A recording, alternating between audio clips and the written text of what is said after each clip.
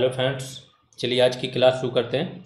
ये हमारी third class होगी बीपीओ बैच की। ठीक है, टॉपिक का नाम क्या है? उत्तर प्रदेश पंचायत राज अधिनियम।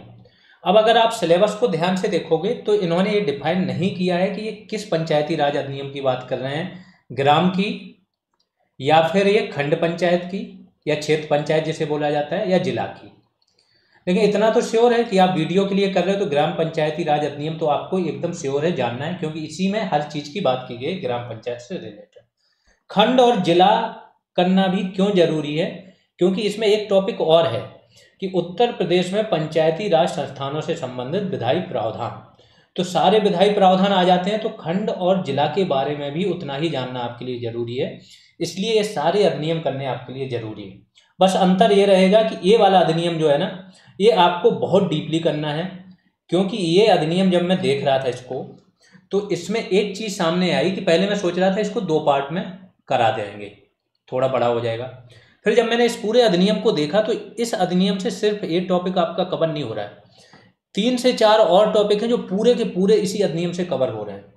इसीलिए अब इस अधिनियम को हम 3 पार्ट्स में कराएंगे। 3 पार्ट में कवर होगा, क्योंकि आने वाले 3 से 4 टॉपिक और कवर होंगे। देख लीजिए कौन कौन से टॉपिक कवर होंगे। एक तो देखो, 2 टॉपिक तो ये कवर हो ही गए, विधायी प्रावधान और ये। इसके बाद क्या होगा आपका कवर? ये हो जाएगा उत्तर प्रदेश में पंचायत संस्थानों के संबंध में विधायी प्रावधान, स्वरूप और शक्तियां, आरक्षण की व्यवस्था, ये तो आज के में ही आ जाएगा आपका। राज्य निर्वाचन आयोग की भूमिका। फिर अगला टॉपिक है आपका ग्राम पंचायतों का गठन, पंचायतों की समितियां, ग्राम पंचायतों के अधिकार, दायित्व और कर्तव्य, ये भी आपका कवर होगा। यहाँ पे राज्य वित्त आयोग के बारे में बहुत डिटेल में दिया है, वो सारी चीजें जानेंगे, तो ये टॉपिक भी आपका पूरा कवर हो जाएगा। ठीक है, और आखिरी ग्राम पंचायत अधिकारी जो है आपका, ग्राम सेवक जिसे बोला जाता था। ठीक है, तो इनकी भूमिका भी सारी देखेंगे। वीडियो की बात हो रही है तो ये ग्राम विकास अधिकारी की बात होगी इसमें, और ग्राम पंचायत अधिकारी की भी इसमें बात है, तो वो सारी चीज़ें डिटेल में देखेंगे। ये सारे टॉपिक्स आपके सिर्फ इसी टॉपिक से कवर होंगे। आज की क्लास में भी 1-2 टॉपिक आपको कवर होते हुए दिखेंगे तो आपकी समझ एक बन जाएगी। इसलिए सबसे इम्पोर्टेंट टॉपिक यही है। अगर केवल धाराएं आ रही हैं तो 10 से 15 तो आपकी धाराएं आएंगी, वो तो यहाँ से कवर होगा ही होगा, प्लस अधिकार, कर्तव्य, संरचना, इससे रिलेटेड भी क्वेश्चंस आएंगे तो वो भी यहाँ से कवर होंगे। इसलिए ये टॉपिक का वेटेज आप समझ लो, एक योजनाओं का और एक इसका सबसे ज़्यादा होने वाला है, तो बहुत ध्यान से पढ़ना। चलिए स्टार्ट करते हैं। यूपी का पंचायती राज अधिनियम, जो मैंने बोला संयुक्त प्रांत पंचायती राज अधिनियम इसका नाम था। फिर जब यूपी का नेम चेंज हुआ तो ये भी क्या हो गया, उत्तर प्रदेश पंचायती राज अधिनियम। जब संयुक्त प्रांत था तभी इसको यूनाइटेड प्रोविंस पंचायत राज अधिनियम बोला जाता था। कब पास हुआ? यूपी की विधानसभा से 5 जून 1947 को पास हुआ है। इसके बाद विधान परिषद से कब पास हुआ? 16 सितंबर 1947। वीडियो थोड़ा लंबा होगा, ध्यान रखना, बहुत धीमे धीमे चलेंगे, हर एक चीज़ समझ लेना, एक एक धारा याद हो जाएगी एक समय के बाद। गवर्नर जनरल, उस टाइम पे आपको पता होगा कि गवर्नर जनरल ही इंडिया में थे, माउंटबेटन रह गए थे, कुछ समय तक रहे थे वो। ठीक है, तो 7 दिसंबर 1947 को गवर्नर जनरल ने इसकी स्वीकृति दे दी। और किस धारा के तहत दी? गवर्नमेंट ऑफ इंडिया एक्ट 1935 था, उसकी धारा 76 के तहत। फिर यहाँ पे स्वीकृति देने का मतलब ये कानून बन गया। लेकिन ये कानून लागू कब से हुआ, ये वाली डेट है। तो कानून कब बना? इस टाइम पे। और कानून ये लागू कब से हुआ? 27 दिसंबर 1947। ये ध्यान रखना। जब किसी भी गवर्नमेंट के, चाहे स्टेट हो चाहे केंद्र, जिसका भी कानून हो, उसके सरकारी गजट में जब प्रकाशन हो जाता है तब से वो कानून लागू होता है। ठीक है, जैसे आपका सिटीजनशिप अमेंडमेंट एक्ट, सीएए क्या है, कानून तो बन गया लेकिन लागू नहीं हुआ, क्योंकि अभी तक गजट में उसकी जो भी उसके लिए गाइडलाइंस है वो नहीं प्रकाशित हुई। अब इसके लिए माइंड मैप पहले बना देता हूँ। 2 से 3 पेज में आपका एक माइंड मैप बन जाएगा कि पढ़ना कैसे इस टॉपिक को। फिर हम एक एक धारा करके देखेंगे। बहुत इंपॉर्टेंट है, इससे आपको बहुत आसानी से इतना बड़ा टॉपिक याद हो जाएगा जिससे बहुत ढेर सारे क्वेश्चन आने वाले हैं। ठीक है, तो पहले हम देखेंगे प्रमुख अध्याय कौन से हैं, उस अध्याय के अंदर विषय क्या है उस अध्याय का, और कितनी धाराएं हैं। तो यहाँ से आपको अध्याय वाइज धाराएं पता चल जाएंगी। इसके बाद 1 बाय 1 करके धाराएं पता करेंगे कि पहली धारा में क्या लिखा है, सेकंड में क्या लिखा है, थर्ड में क्या लिखा है, तो आपका सीधा माइंड में बनता चला जाएगा और याद होती चली जाएगी। अध्याय 1 जो है उसमें शीर्षक, इस अधिनियम का नाम क्या है वो, और परिभाषाएं बहुत इंपॉर्टेंट है। धारा 2 किसी भी अधिनियम की धारा 2 मैक्सिमम टाइम उसमें परिभाषाएं होती हैं, तो धारा 2 में यहाँ पे भी परिभाषाएं मिलेंगी। जो आपके वन दरोगा में वन्यजीव अधिनियम या भारतीय वन अधिनियम था उसमें भी परिभाषाएं थी। ठीक है। अध्याय 2 जो है आपका वो क्या है, ग्राम सभाओं की स्थापना तथा संगठन से रिलेटेड है। और इसमें कौन सी धाराएं हैं, 3, 4 और 5। अध्याय 3 किससे रिलेटेड है, ग्राम पंचायत से। ग्राम सभा और ग्राम पंचायत में अंतर है। ग्राम सभा में गांव के सारे वोटर, जिन लोगों का नाम वोटिंग लिस्ट में है, मतदाता सूची में होता है, वो आते हैं। ग्राम पंचायत में वो आते हैं जो चुन के आते हैं, चाहे वो प्रधान हो चाहे पंचायत के सदस्य हो। तो 2 का, अब का जहाँ पे लग जाए ना, काखा गा, ये समझा करो कि अमेंडमेंट हुए हैं, संशोधन होके ये चीज़ आई है, नई चीज़ें जोड़ी गई। तो ये अमेंडमेंट के बाद जोड़ी गई ये सारी चीज़ें। इसमें बहुत बार अमेंडमेंट हुआ है, तो अमेंडमेंट के बाद अभी लेटेस्ट क्या इसका प्रावधान है वो हम पढ़ रहे हैं। तो इसमें क्या है, ग्राम पंचायत सदस्यों की अनर्हता और निर्वाचक नामावली में, नामावली कैसे बनती है, कैसे तैयार होती है, उससे रिलेटेड होगा ये। कितनी धाराएं हैं, 5 का से लेके 10 तक। तो अंदर बहुत सारी धाराएं, 5 का, खा, गा, का के भी पार्ट है, 5 का 1, 2, 3। तो ये अभी आपको घबराना नहीं है, अभी तो आपको केवल सारे प्रावधान पढ़ते जाना है। एक बार पढ़ोगे, 2 बार, 4-6 बार होगा ना, सारी धाराएं याद हो जाती हैं। वन दरोगा में 3 अधिनियम थे, तीनों अधिनियम को बहुत डिटेल में कराया था, और किसी भी हमारे सीरियस स्टूडेंट की एक सिंगल धारा से रिलेटेड क्वेश्चन गलत नहीं हुआ था। अध्याय 3 पे आते हैं। अध्याय 3 में क्या है, ग्राम सभा की बैठकें और उसके कार्य, और धारा केवल एक है इसमें, धारा 11। अध्याय 3 का, ये भी बाद में जोड़ा गया, ग्राम पंचायत प्रधान उप प्रधान का निर्वाचन, इसके भत्ते क्या होंगे, इन सब के बारे में। और धारा 11 का से लेके 14 खा तक इसमें है। अध्याय 4 क्या है, ग्राम पंचायत के अधिकार, कर्तव्य, कृत्य तथा प्रशासन से रिलेटेड है, और धाराएं 15 से 31 तक है। ठीक है। तो अध्याय 3 तक आपका धाराएं बहुत ज़्यादा हैं, ये 14 दिख रहा है, का, खा, गा, गा। 40% ये है आपका, इसके बाद 60% में बचा हुआ काम है। तो आज की क्लास में ये 40% आपका आ जाएगा। ठीक है। इसके अध्याय 5, भूमि का अर्जन, ग्राम पंचायत किस प्रकार से भूमि का अर्जन करती है। ग्राम निधि और संपत्ति के बारे में है, धाराएं 32 से 41 तक। फिर तो ये सिंपल एक एक करके धारा होती है, और जो काम की होती है केवल वो रखते हैं, जो इंपॉर्टेंट नहीं होती वो हटा देते हैं। फिर अध्याय 6 क्या है, न्याय पंचायत से रिलेटेड है, और धारा 42 से लेके 94 का तक सबसे ज़्यादा धाराएं इसी अध्याय में मिलेंगी आपको। अध्याय 7 किससे है, बाह्य नियंत्रण। बाह्य नियंत्रण मतलब जो पंचायतें हैं, ग्राम पंचायत हो चाहे खंड हो चाहे जिला, इस पर राज्य सरकार का क्या नियंत्रण होगा, किसी और प्राधिकारी का क्या नियंत्रण होगा, तो वो बाह्य नियंत्रण से संबंधित है। विधानसभा का क्या नियंत्रण होगा। आगे चलते हैं, शास्तियाँ तथा प्रक्रियाएं। तो इसमें वो प्रक्रियाएं कि अगर उल्लंघन होगा तो आप कहाँ अपील कर सकते हो, क्या दंड दिया जाएगा, कैसे। तो 97 से लेके 109 का तक है 8वां। अध्याय 9 है आपका नियम, उपविधियाँ और निरसन। कुछ धाराओं का निरसन किया गया वो इसमें है, कुछ नियम है, कुछ उपविधियाँ हैं, 110 से 119 तक है। तो ये समझ लो कि ये सारी धाराएं, बाकी का 60% ही पोर्शन है, ये बड़ी ही सिंपल है, यहाँ पे ज़्यादा धाराएं नहीं है। पहले ही लेक्चर में आपकी मैक्सिमम धाराएं आ जाएंगी। ठीक है। तो चलिए शुरू करते हैं। अध्याय 1 की पहली धारा देखते हैं।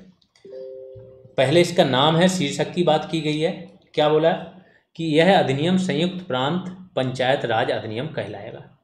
अब जब संयुक्त प्रांत का नाम चेंज हो गया तो यह अधिनियम क्या हो गया, उत्तर प्रदेश पंचायत राज अधिनियम हो गया। धारा 1 का सेकंड, उपधारा 2, तो यहाँ पे ऐसे पढ़ना है, धारा 1 और ब्रैकेट में 2।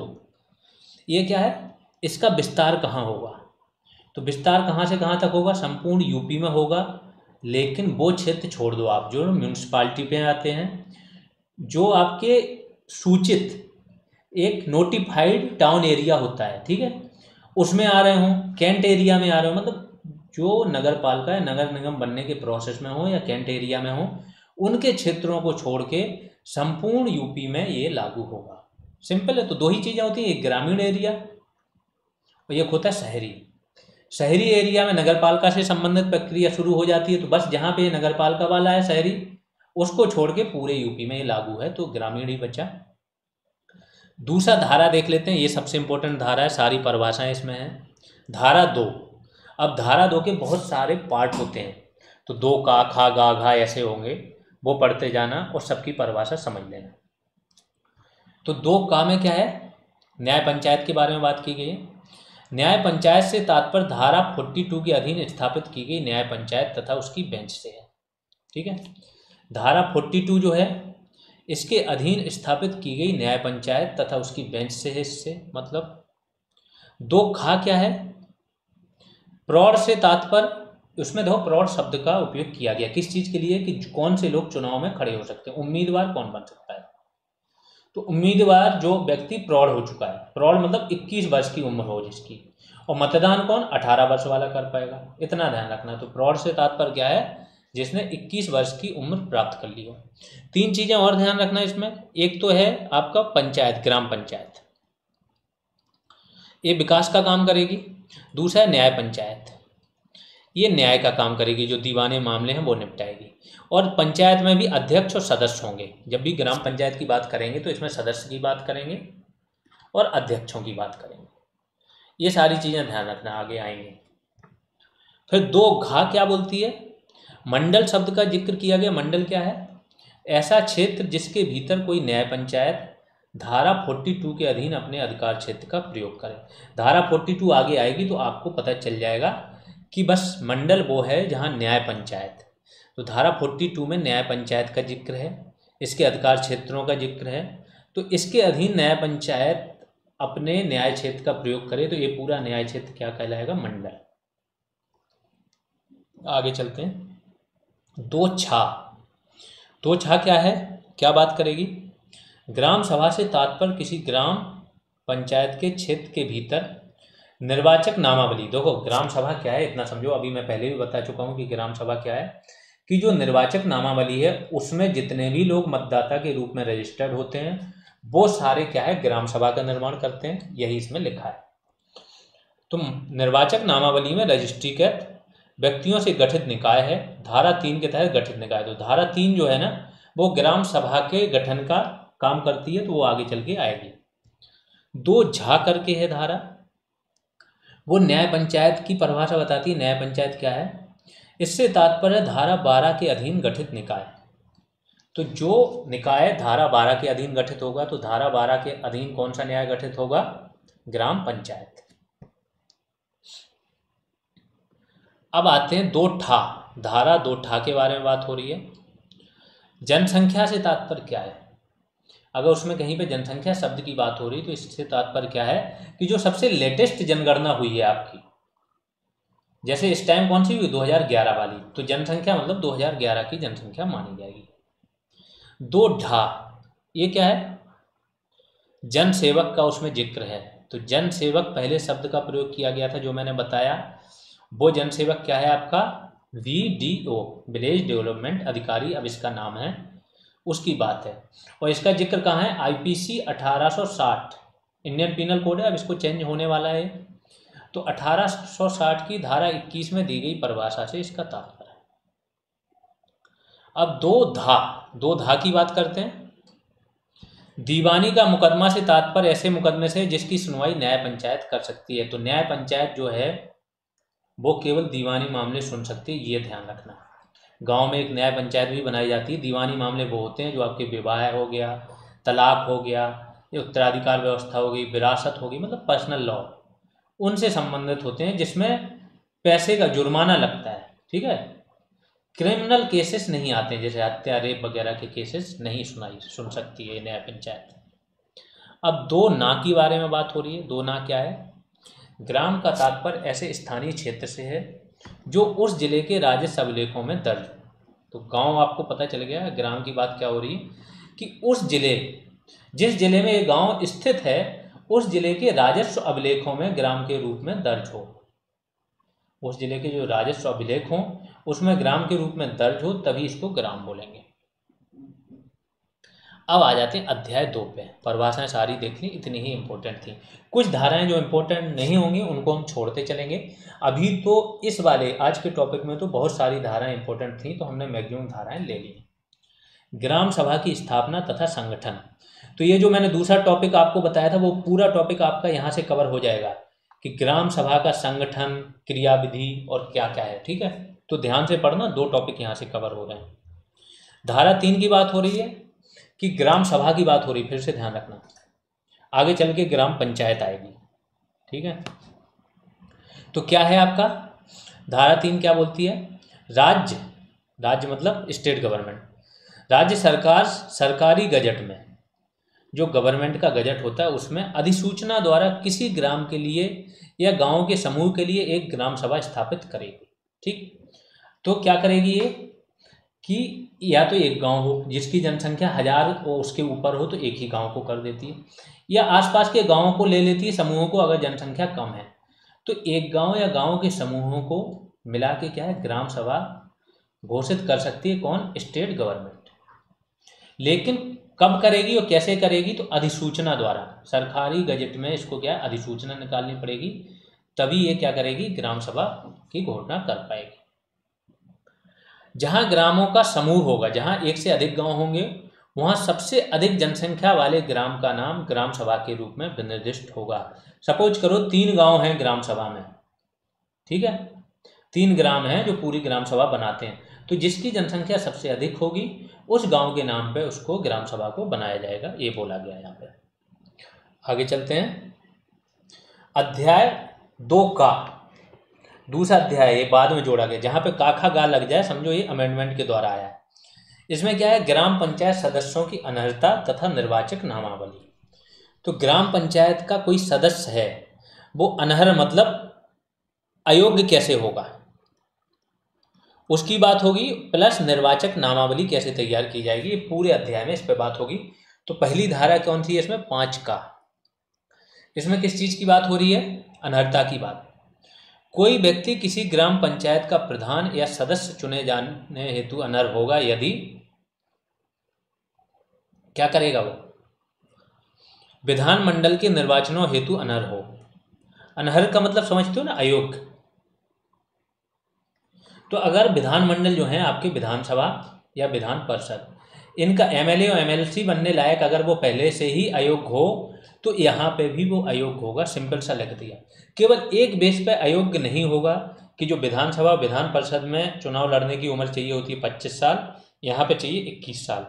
तो जो 21 से 25 साल का व्यक्ति भी है वो इन चुनावों के लिए तो अयोग्य होगा, लेकिन यहाँ वो क्या है? योग्य होगा, यही यहाँ पे लिखा है। अब 5 खा देख लेते हैं, और कौन कौन सी ऐसी वो है जो आपको अयोग्य ठहरा सकती है ये चुनाव लड़ने के लिए। तो देखो सारी चीजें आ गई, संगठन कैसे बनेगा, योग्यता अयोग्यता, तो ये पूरा टॉपिक आ रहा है आपका। 5 खा क्या बोलती है? वैतनिक सेवक हो, मतलब गवर्नमेंट का, गवर्नमेंट की वेतन पर सरकारी नौकरी में हो तो वो क्या होगा? अयोग्य हो गया। ये तो हर चुनाव के लिए है कि अगर नौकरी पे क्या है तो वो अयोग्य होगा। 5 गा है, वो क्या बोलते हैं? अगर वो व्यक्ति कोई भी लाभ का पद धारण करता है, लाभ का पद केवल वेतन से नहीं होता, ये ध्यान रखना। लाभ का पद वो होता है अगर आप पावर भी एक्सरसाइज कर रहे हो तो लाभ का पद होगा। 5 घा क्या बोलती है? किसी सेवा के दुराचरण के कारण पदच्युत हुआ हो, मतलब किसी सेवा में, ठीक, किसी सेवा में पहले से था, गवर्नमेंट जॉब में था और वहां से उसने दुराचरण किया और उसके आधार पर उसको हटाया गया और निकाला गया नौकरी से, तो वो यहाँ चुनाव नहीं लड़ पाएगा।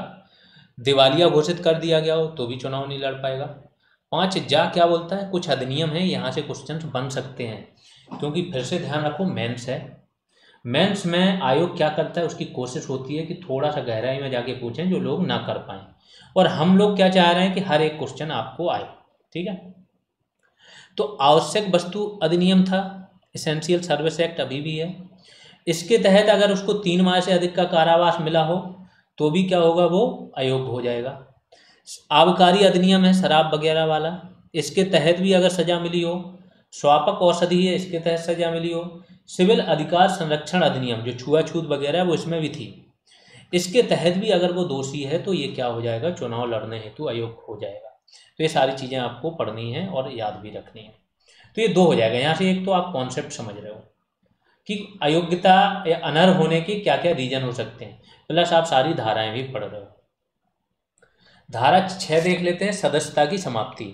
सपोज करो कोई व्यक्ति योग्य है और वो क्या हुआ? चुनाव लड़के जीत गया तो पद मिल गया, लेकिन पद मिलने के बाद उसकी सदस्यता कैसे समाप्त हो सकती है? जो सदस्य हैं वो, और सदस्य नहीं रहेगा तो अध्यक्ष अपने आप नहीं रहेगा।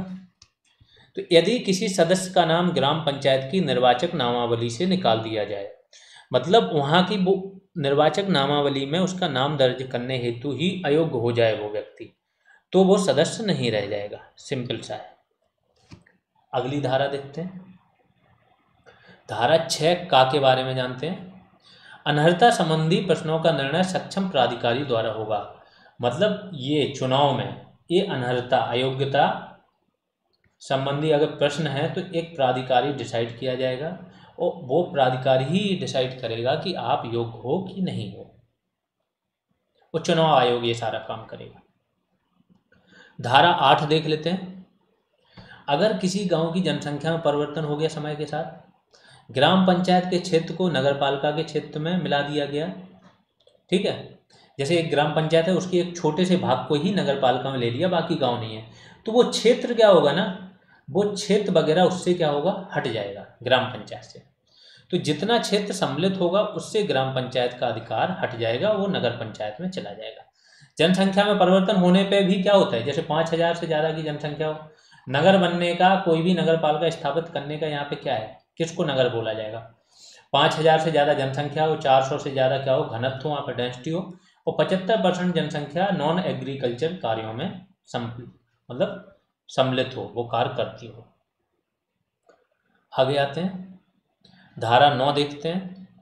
प्रत्येक ग्राम पंचायत के प्रादेशिक निर्वाचन क्षेत्र के लिए, एक ग्राम पंचायत है उसका पूरा निर्वाचन क्षेत्र हो सकता है, इस निर्वाचन क्षेत्र को भी अलग अलग उसमें बूथों में, वार्डों में बांट देते हैं।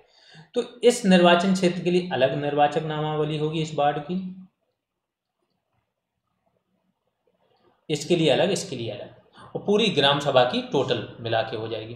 तो इस निर्वाचक नामावली के क्षेत्र को क्या बोला जाता है, प्रादेशिक निर्वाचन क्षेत्र के लिए निर्वाचक नामावली राज्य निर्वाचन आयोग के अधीक्षण, निर्देशन तथा नियंत्रण में तैयार की जाएगी।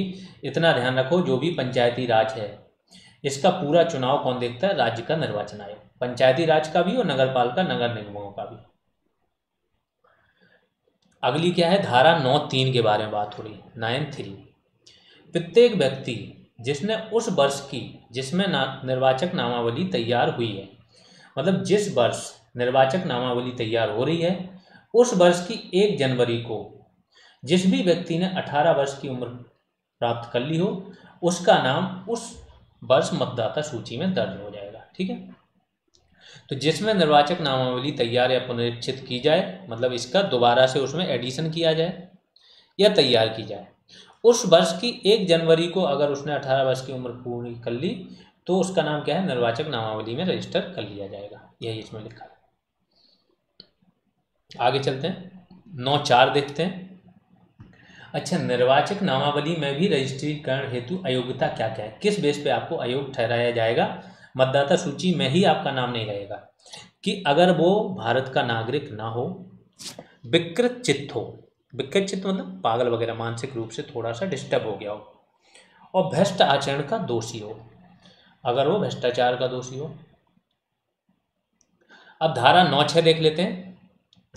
कोई भी व्यक्ति एक से अधिक प्रादेशिक निर्वाचन क्षेत्र की नामावली में रजिस्ट्रीकरण का हकदार नहीं होगा।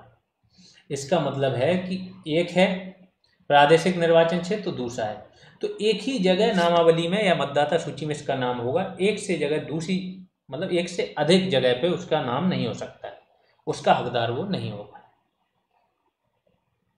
अगली धारा कौन सी है, धारा 9 की उपधारा 12। अब ये धाराएं देखो क्रम से क्या है ना, बीच में जो आपकी इंपॉर्टेंट नहीं वो धाराएं हमने छोड़ दी, तो इसको यही लिखेंगे 9(12). ये क्या है, सिविल न्यायालय है जो, वो क्या करेगा, निर्वाचक नामावली संबंधी निर्णय देने की अधिकारिता की, नामावली में किसका नाम ऐड करो ना करो, किसी का अगर गलती से हटा दिया गया, जोर दे के हटा दिया गया या गलत तरीके से हटा दिया, तो क्या सिविल न्यायालय इन मामलों को देखेगा, किस धारा के तहत, धारा 9(12) के तहत। आगे धारा 9 का देख लेते हैं। मत देने का अधिकार तथा किसी पद पर निर्वाचन, नाम निर्देशन, नियुक्ति का पात्र होगा बशर्ते 21 वर्ष की उम्र प्राप्त करें। तो पहला पोर्शन तो इसका है मत देने का अधिकार, तो जो 18 वर्ष से ज़्यादा के व्यक्ति हैं उनको मत देने का अधिकार है।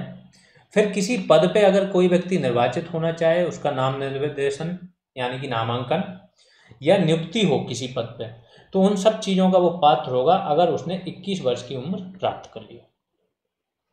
यहाँ पे आपका अध्याय 2 समाप्त होता है। अब अध्याय 3 देख लेते हैं। तो अभी ग्राम सभा ही चल रही है, ध्यान रखना, ग्राम सभा के बारे में भी बात हो रही, आगे चल के ग्राम पंचायत के बारे में बात करें। ग्राम सभा की बैठकें और कृत्य देखते हैं कि बैठकें क्या क्या होती हैं और क्या क्या कार्य कैसे करती है ग्राम सभा। ठीक है, तो प्रत्येक ग्राम सभा की प्रतिवर्ष 2 सामान्य बैठकें होंगी। जो ग्राम सभा है, जो सारे मतदाता हैं उनसे मिलकर बनी हुई सभा है, उसकी प्रतिवर्ष 2 सामान्य बैठकें होंगी। पहली बैठक कब होगी? जो खरीफ की फसल है उसके कटने के तुरंत बाद होगी, और इसको क्या बोला जाएगा? खरीफ की बैठक। तो ये बोले ना, ये आपका कॉन्सेप्चुअल टॉपिक है कि ग्राम सभा की बैठकें कब कब होती हैं, ऐसे भी क्वेश्चन आ सकता है। और दूसरा धारा से रिलेटेड आ सकता है। तो ये सारा, ये अधिनियम ही तो पूरा आपको रेगुलेट कर रहा है, पूरे ग्राम विकास को रेगुलेट कर रहा है ये आपका अधिनियम, इसलिए इम्पोर्टेंट है। तो दूसरी बैठक कब होगी? रबी की फसल कटने के तुरंत बाद, और इसको क्या बोला जाएगा? रबी की बैठक। इन बैठकों की अध्यक्षता कौन करेगा? ग्राम प्रधान, क्योंकि वही अध्यक्ष है।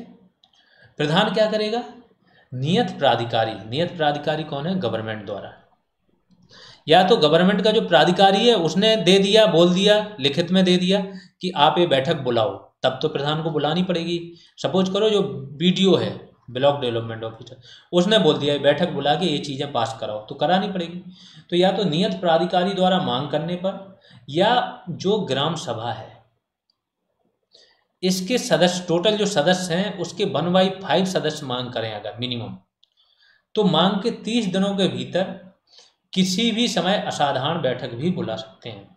तो वैसे तो नॉर्मली क्या होता है आपका, पूरे साल में 2 बैठकें होंगी, लेकिन अगर मांग की गई ग्राम सभा के 1/5 सदस्यों द्वारा या नियत प्राधिकारी ने मांग की, तो ये बैठक 30 दिनों के अंदर बुलानी पड़ेगी।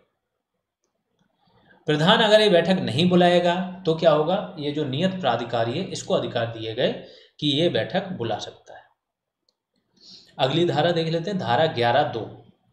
अब ऐसी हर एक बैठक की एक गढ़पूर्ति होती है। गढ़पूर्ति मतलब मिनिमम सदस्य, इतने सदस्य अगर नहीं आए तो वो बैठक नहीं होती है। ठीक है, तो जैसे लोकसभा राज्यसभा है तो 1/10 सदस्य आने चाहिए, तो हर चीज़ की गढ़पूर्ति है।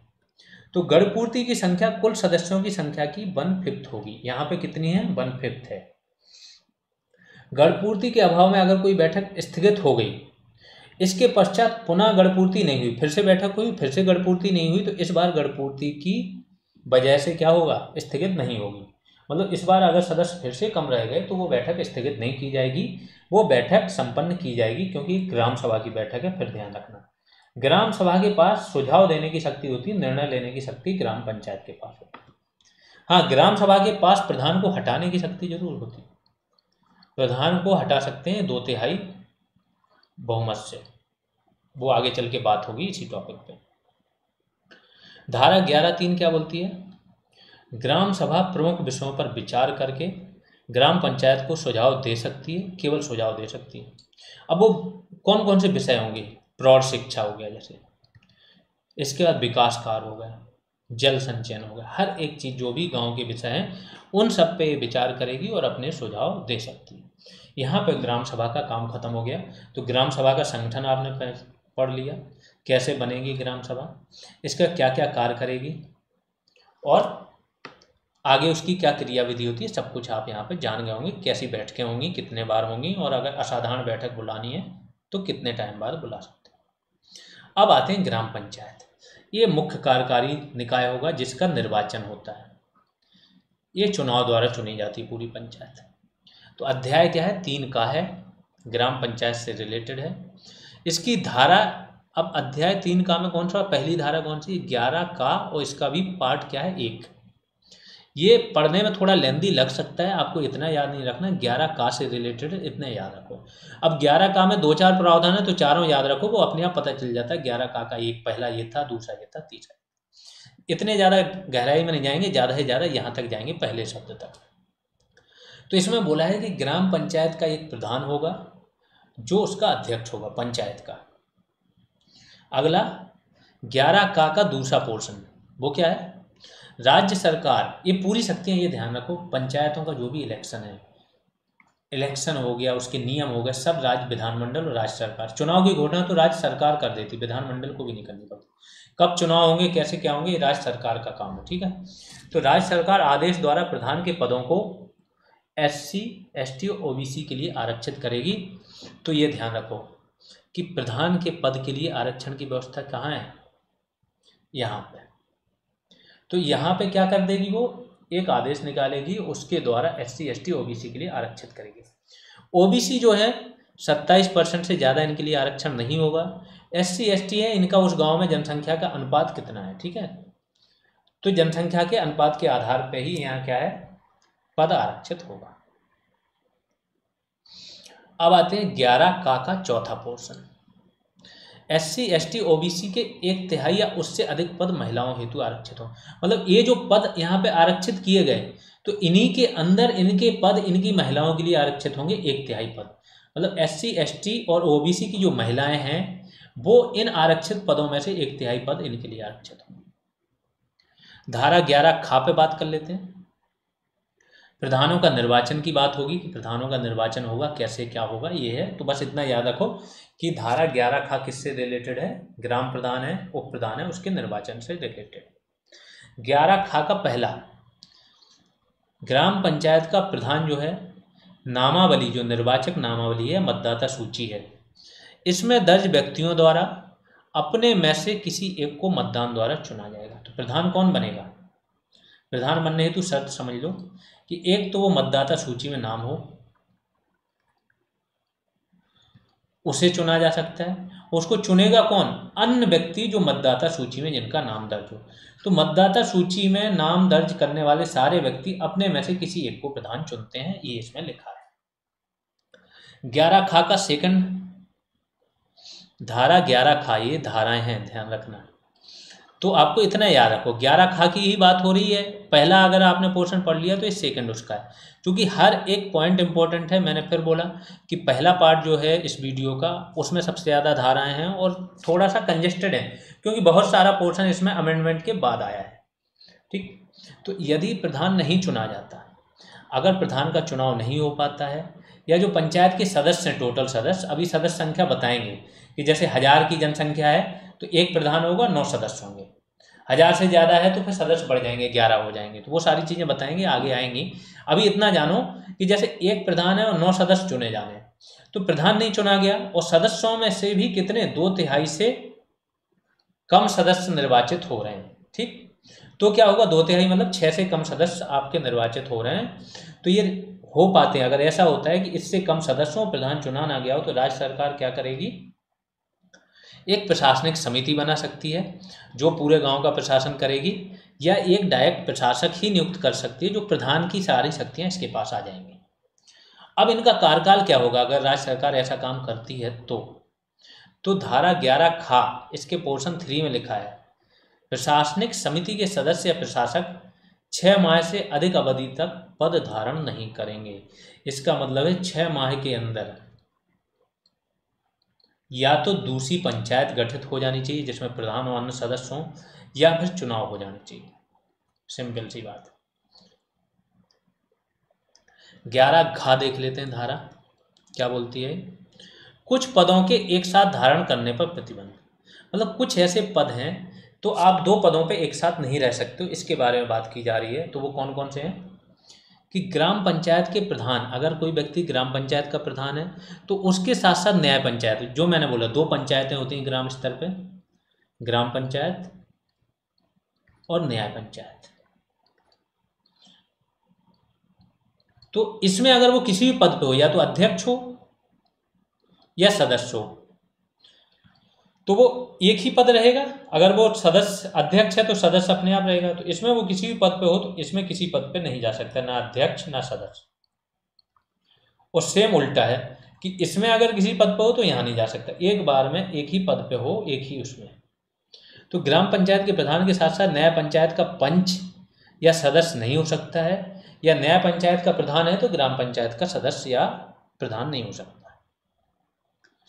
अगला देख लेते हैं 11 इयां, एक साथ 2 पद धारण करने पर रोक। अब ये तो ये हो गया कि यहाँ पे ग्राम पंचायत स्तर पे 2 पद हैं।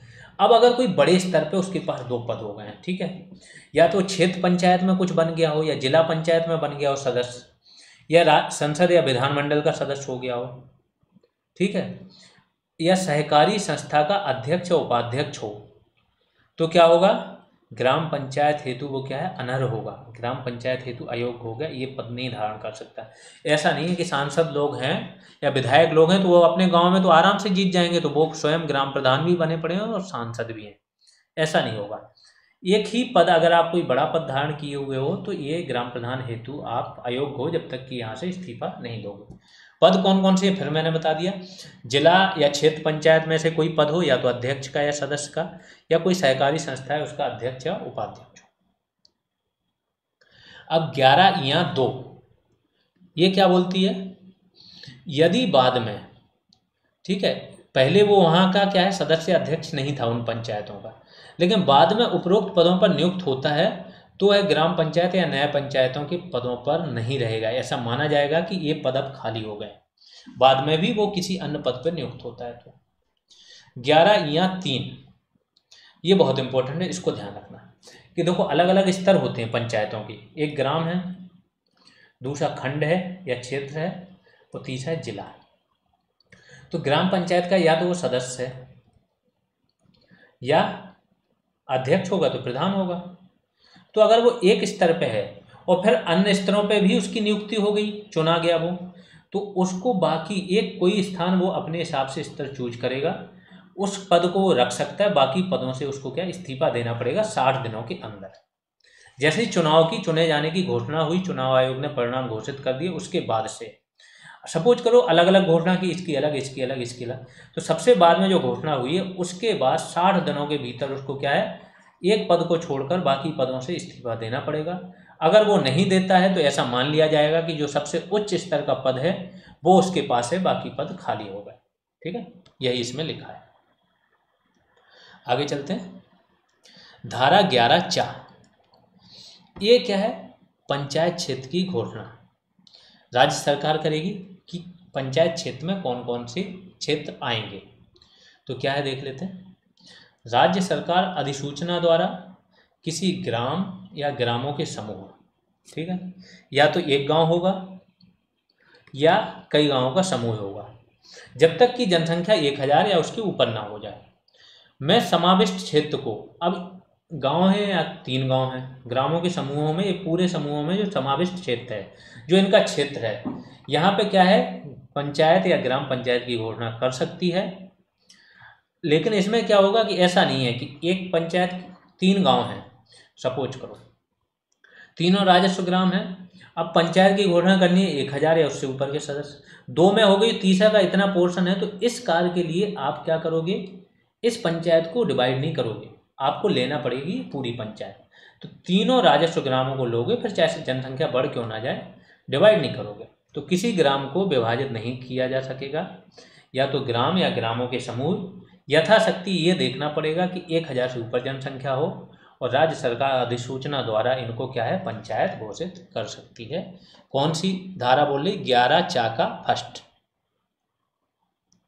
धारा 11(4) की सेकंड क्या बोल रही है, राज्य सरकार संबंधित ग्राम पंचायत के अनुरोध पर, अगर ग्राम पंचायत अनुरोध करे या राज्य सरकार ने स्वतः संज्ञान ले लिया तो वो तो कर ही सकती है, या अन्यथा भी लगा है, अन्यथा प्रस्ताव द्वारा या अधिसूचना के माध्यम से किसी पंचायत क्षेत्र में ग्रामों को सम्मिलित, सिंपल सा समझो, यहाँ समझा दे रहा हूँ कि राज्य सरकार चाहे तो अपने मन से, या फिर कोई ग्राम पंचायत जो चुनी गई वो खुद ही बोल रही हो, तो वहाँ पर किसी गांव को शामिल करना है, सपोज करो एक गांव है पहले से, एक नया गांव शामिल करना है तो राज्य सरकार कर देगी, इसका नाम बदलना है तो राज्य सरकार बदल सकती है, किसी को हटाना है तो हटा सकती है, और राज्य सरकार चाहे तो पूरे पंचायत क्षेत्र को ही निरस्त कर सकती है। तो जैसे संसद को अधिकार राज्य बनाने के बारे में है ना, कि संसद किसी भी राज्य की सीमा में परिवर्तन कर सकती है, 2 राज्यों को मिला के एक राज्य बना सकती है, या एक राज्य के कई टुकड़े कर सकती है, नाम बदल सकती है, वो सारी शक्तियाँ ग्राम पंचायत के मामले में किसको, राज्य सरकार को प्राप्त है। अब आ जाते हैं धारा 12 पर, ग्राम पंचायत के बारे में बात करते हैं। धारा 12(1) का, पंचायत क्षेत्र के नाम पर ग्राम पंचायत संगठित की जाएगी। तो जो पंचायत क्षेत्र है उसके नाम पे ग्राम पंचायत को संगठित किया जाएगा। धारा 12(1) का गा, ये क्या बोल रही है? किसी ग्राम पंचायत में एक प्रधान होगा और कुछ सदस्य होंगे। वो सदस्य कितने होंगे वो देख लीजिए। अगर 1000 तक जनसंख्या है तो 9 सदस्य होंगे। 1000 से 2000 जनसंख्या है तो प्रधान तो एक ही होगा सारे गांव में, सदस्य बदल जाएंगे। यहाँ पे 11 सदस्य हो जाएंगे। अगर 2001 से 3000 जनसंख्या है तो एक प्रधान और 13 सदस्य होंगे, और 3000 से ज़्यादा जनसंख्या है तो 15 सदस्य। अब कोई सोचे 5000 है 6, तो सब जगह फिर 15 होंगे। 5000 से ऊपर जनसंख्या होती है तो उसको नगरपालिका बनाने की प्रक्रिया शुरू हो जाती है। धारा 12(3) देख लेते हैं कि ग्राम पंचायत का कार्यकाल कितना होगा। तो इसका कार्यकाल की बात कहाँ की गई? धारा 12(3) में की गई। ये क्वेश्चन आ सकता है। तो कार्यकाल क्या होगा? प्रथम बैठक की दिनांक से, पहली बैठक जिस डेट में हुई है उससे अगले 5 वर्ष तक इसका कार्यकाल रहेगा। ग्राम पंचायत का निर्वाचन कार्यकाल के बाद जो है, कार्यकाल समाप्त होने वाला है जैसे, तो बाकी जगह जो चुनाव में प्रक्रिया सेम यहाँ पे होती है कि आपका कार्यकाल खत्म होने से पहले ही क्या है, चुनाव करा लिए जाएंगे। अगर किसी वजह से कार्यकाल पूरा नहीं हो पाया, विघटन हो गई, तो विघटन अवधि के 6 माह के अंदर चुनाव कराया जाएगा। लेकिन पंचायत का विघटन 5 साल बाद ही होता है, ध्यान रखना।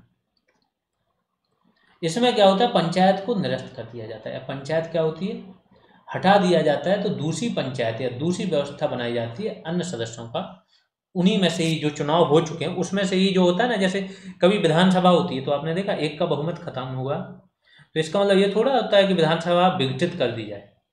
विधानसभा चलती है, दूसरी पार्टियां जाती हैं अपना राज्यपाल के पास और पेश करती हैं, अगर उनके पास बहुमत है तो वो सरकार बनाती है। सेम ऐसे ही इसमें गांव में होता है। तो बचे हुए कार्यकाल के लिए दूसरी पंचायत का भी मतलब एक प्रकार से चुनाव हो जाता है। चुनाव क्या होता है, जिनके पास पिछले चुनाव में जो चुने हुए होते हैं उन्हीं में से ही दूसरी पंचायत बना दी जाती है। दोबारा चुनाव कब होंगे, अपनी नियत समझ। आगे चलते हैं। अगर कोई पंचायत विघटित हुई है, कोई पंचायत विघटित हो गई है, तो नई पंचायत केवल शेष बची समयावधि तक ही रहेगी। तो एक पंचायत को अगर समाप्त किया गया है तो नई पंचायत क्या है, जो चुनाव हुए थे तो 5 साल के लिए हुए थे। सपोज करो 3 साल में पंचायत विघटित हो गई, तो अगली पंचायत जो बनेगी वो 2 साल के लिए ही बनेगी। धारा 12(5) के बारे में जान लेते हैं। इसमें क्या है, प्रत्येक ग्राम पंचायत में SC ST OBC हेतु स्थान आरक्षित होंगे। SC ST हेतु जनसंख्या के अनुपात से अधिक नहीं होंगे, और OBC के लिए 27% से ज़्यादा नहीं होंगे। महिलाओं के लिए 2 प्रकार से आरक्षण है। एक तो देखो, जो कैटेगरी वाले हैं तो उनकी महिलाओं के लिए उनकी कैटेगरी के अंदर ही होंगे। तो SC ST OBC की महिलाओं के 1/3 से कम, अन्यून लिखा है, तो 1/3 से कम आरक्षित नहीं होंगे पद, मिनिमम 1/3 तो चाहिए। कई राज्य सरकारें जिन्होंने 50% तक भी आरक्षण दे रखा है, यूपी ने 1/3 दे रखा है। तो 1/3 से अन्यून स्थान महिलाओं हेतु SC ST OBC की महिलाओं के लिए आरक्षित रहेंगे। और कुल महिलाएं, जो टोटल महिलाएं हैं, उनके लिए भी 1/3 पद हैं। तो जो जनरल वाली महिलाएं उनके लिए भी, मतलब जनरल वाले जो सदस्यों के लिए स्थान आरक्षित हैं टोटल, उनमें से भी 1/3 पद किसके लिए हैं, महिलाओं के लिए। अब आते हैं 12(6) पर। प्रधान को ग्राम पंचायत का सदस्य समझा जाएगा। ये तो बिल्कुल सिंपल सा है कि अगर PM बनना है तो आपको लोकसभा का सदस्य होना चाहिए। तो प्रधान को भी क्या है, पहले तो ग्राम पंचायत का सदस्य समझा जाएगा और फिर वो हेड है उनका, अपने में से प्रथम, समान में से प्रथम। धारा 12(का) के बारे में जान लेते हैं। 12(का) किसके बारे में? निर्वाचन की रीति क्या है इसमें? पंचायत प्रधान या सदस्य हेतु निर्वाचन गुप्त मतदान द्वारा होगा। तो ग्राम पंचायत का जो प्रधान है या उसके सदस्य बनने हेतु जो निर्वाचन होगा वो गुप्त मतदान द्वारा होगा। अगली धारा क्या है, 12(का)। इसमें प्रधान और सदस्यों के वेतन भत्तों के बारे में बात की गई है। तो इतना ही जानना है कि प्रधान और सदस्यों के वेतन और भत्ते के बारे में कौन सी धारा बात करती है। तो 12 और 2 बार का। धारा 12(ख) के बारे में बात करते हैं। ग्राम पंचायतों की बैठकों से संबंधित है। तो ये तो हो जाता है ओवरऑल टाइटल। अब 12(ख) के अलग अलग पार्ट हो जाते हैं, क्योंकि इसमें लंबी बात करनी है। तो 12(ख) का पार्ट 1 क्या है, पंचायत की बैठक। देखो, विधान जो ग्राम सभा थी उसकी बैठक क्या साल में 2 बार ही होनी थी, लेकिन हम पंचायतों में बात कर रहे हैं तो पंचायतों की बैठक क्या होगी, कम से कम 1 माह में 1 बार होगी। तो सामान्यतः प्रत्येक मास में कम से कम एक बार ग्राम पंचायत की बैठक होगी, किंतु 2 लगातार बैठकों के बीच 2 मास का अंतर नहीं होगा। ठीक है, तो सामान्यतः क्या होना है, सामान्यतः तो हर महीने आपकी एक बैठक होनी है, लेकिन 2 बैठकों के बीच में 2 महीने से ज़्यादा अंतर नहीं होना चाहिए, ये इन्होंने बात की। जैसे ये चुनाव के बारे में बात की है, या संसद के सत्र के बारे में बात की कि संसद के सत्र क्या होने चाहिए आपके, सामान्यतः 3 होते हैं इंडिया में, लेकिन संविधान में क्या लिखा है कि 180 दिन से ज़्यादा का गैप नहीं होना चाहिए। तो इस हिसाब से 2 ही सत्र की बात की गई, सेम यहाँ पे। प्रथम बैठक, हाँ ये भी लिखा है कि लेकिन जो पहली बैठक है वो पंचायत बनने, जैसी पंचायत का गठन हो गया, इससे बनने से 30 दिन के अंदर हो जानी चाहिए पहली बैठक। तो पंचायत के गठन होने के 30 दिनों के अंदर पहली बैठक हो जानी चाहिए ग्राम पंचायत की। अगला आते हैं धारा 12 खा, इसके बारे में बात करते हैं। ये राज्य निर्वाचन आयोग के बारे में है कि ग्राम पंचायतों के निर्वाचनों का अधीक्षण, निर्देशन, नियंत्रण कौन करेगा, राज्य निर्वाचन आयोग यही करेगा। बहुत इंपॉर्टेंट है। तो देखो निर्वाचन आयोग, उससे रिलेटेड क्या विधायी प्रावधान है वो आपके यहाँ आ गए, धाराएं भी आ गई। 12 खा, इसका भी अगला पोर्शन, ये थोड़ा सा लेंदी इसलिए हो जाएगा आप लोगों के लिए जानना, क्योंकि यहाँ पे क्या किया इन्होंने, 10 से 15 बार अमेंडमेंट हुआ है इस एक्ट में, तो ये सारी चीज़ें जोड़ी गई बाद में, इसमें जोड़ा गया, फिर इसके बाद ये जोड़ के आया।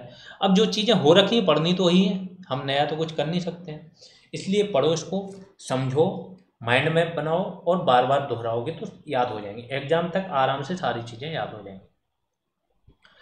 अगला क्या बोला गया, राज्य सरकार राज्य निर्वाचन आयोग के परामर्श से, ध्यान रखना चुनाव कैसे होते हैं, राज्य सरकार राज्य निर्वाचन आयोग के परामर्श से अधिसूचना द्वारा ग्राम पंचायत के प्रधान सदस्यों के निर्वाचन की डेट निश्चित करेगी। तो कौन करता है, राज्य सरकार करती है, लेकिन परामर्श किसका लेना पड़ता है, राज्य निर्वाचन आयोग का। आगे आते हैं 12 खा का भी अगला पोर्शन क्या है, गा। राज्य निर्वाचन आयोग के अधीन जिला मजिस्ट्रेट ऐसे निर्वाचनों का पर्यवेक्षण करेगा। तो जब आपको पता है आचार संहिता लगती है, आचार संहिता लगती है तो जो डिस्ट्रिक्ट मजिस्ट्रेट है वो राज्य निर्वाचन आयोग के अंडर में ही कार्य करेगा, और वही अपने जिले के मतदानों में निर्वाचन आयोग का प्रतिनिधित्व करेगा और इनका पर्यवेक्षण भी करेगा।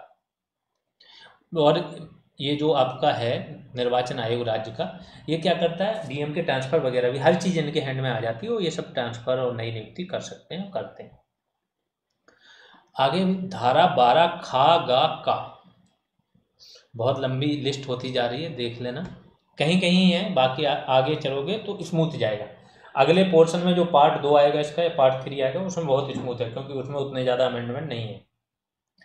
तो जो परिसर है, जैसे निर्वाचन कराना है उसके लिए एक स्पेस चाहिए, इसके बाद जो मतदान पेटी है ना, बैलेट पेपर से होता है आजकल, तो ईवीएम से भी हो रहा है, तो ईवीएम वगैरह रखने के लिए, बैलेट पेपर, बैलेट बॉक्स रखने के लिए कोई एक आपको जगह चाहिए। सपोज करो वो जगह सरकार की नहीं है, तो ये डीएम को ये अधिकार है कि वो किसी जगह का अधिग्रहण कर सकता है, यही यहाँ पे किया गया। बस वगैरह वाहनों का भी अधिग्रहण कर सकता है। परिसर यानों का निर्वाचन के प्रयोजनों हेतु अधिग्रहण डीएम ये कर सकेगा। धारा 12 घा, इसके बारे में जान लेते हैं क्या है। किसी परिसर में प्रवेश करने और निरीक्षण करने की शक्ति किसकी, डीएम की, डिस्ट्रिक्ट मजिस्ट्रेट की, कि वो किसी भी परिसर में प्रवेश कर सकेगा और वहाँ पे क्या करेगा, निरीक्षण भी कर सकेगा। अब धारा 12 गा देख लेते हैं। निर्वाचनों पे अगर किसी को आपत्ति है तो आपत्ति करने हेतु प्रक्रिया तथा परिणाम, किस पे आपत्ति कर सकता है, या तो निर्वाचन की प्रक्रिया पर, या उसके परिणाम गलत तरीके घोषित किए गए, या प्रक्रिया की निर्वाचन में धांधली हुई है, करप्शन हुआ है, इसके बाद जो बोलते हैं ना कि जाके जबरदस्ती वोट डालना है ना, पेटी लूट लेना, ये सब चीज़ें हुई हैं, तो इस पे आप आपत्ति कर सकते हो। इसके लिए धारा कौन सी है, 12 गा। अगली धारा देखते हैं 12 या। पद पर आसीन होने से पहले नियत प्राधिकारी के समक्ष शपथ, कौन कौन, किसके बारे में बात हो रही, अध्यक्ष के बारे में या प्रधान, और दूसरा क्या, सदस्य।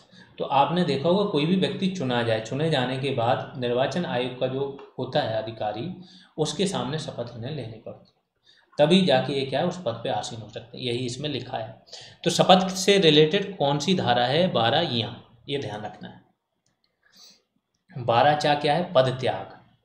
अगर प्रधान को या सदस्यों को पद त्याग पत्र देना है तो वो क्या करेंगे? जो नियत प्राधिकारी होगा, जिस प्राधिकारी को नियुक्त किया है आपके राज्य सरकार ने, उसके समक्ष आप आवेदन या त्याग पत्र दोगे तो आप क्या है? पद से उन्मुक्ति आपको मिल जाएगी।